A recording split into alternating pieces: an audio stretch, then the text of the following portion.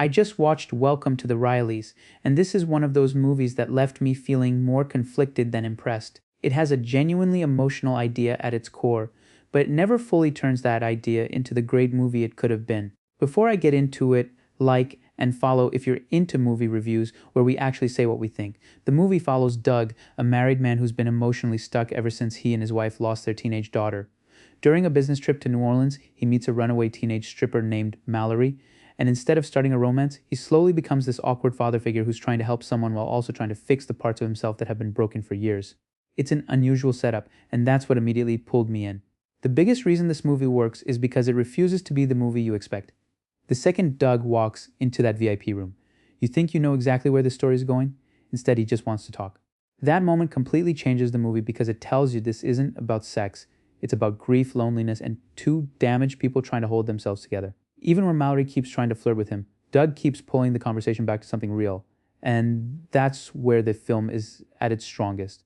James Gandolfini is easily the best part of the movie. He barely raises his voice, but you can feel the weight he's carrying. In almost every scene, there are moments where he doesn't even need dialogue.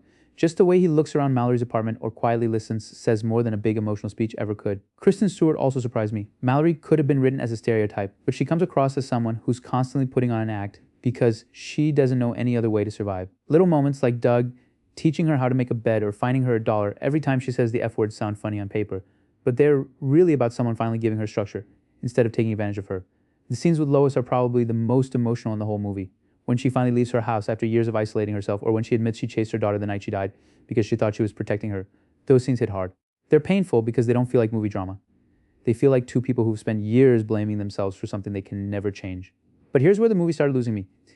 It spends so much time quietly observing these characters that it sometimes forgets to move the story forward.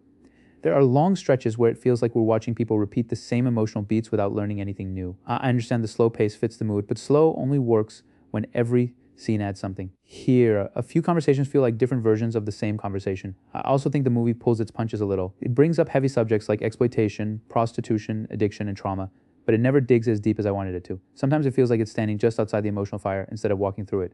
Because of that, the ending feels more hopeful than earned. I appreciated where everyone ended up, but I wasn't completely convinced by the journey. Real talk, this movie only works because the relationships feel genuine. If Doug had crossed the line with Mallory even once, the entire movie would have fallen apart. Instead, it becomes a story about grief finding another form. Doug isn't trying to replace his daughter, and Mallory isn't trying to replace her parents. They're just two lonely people who accidentally become important in each other's lives. That's a much more interesting movie than the one the trailer probably sells you. At the same time, I don't know who I recommend this to. It's not entertaining in the traditional sense. It's definitely not uplifting for most of its runtime. And it's patient to the point where some people are going to check out halfway through. The movie asks you to sit with uncomfortable emotions, but it doesn't always reward that patience with equally powerful payoffs. So yeah, for me, Welcome to the Rileys gets a 6 out of 10. Not because it's a bad movie, because it isn't. It's because I can clearly see a stronger movie hiding inside this one.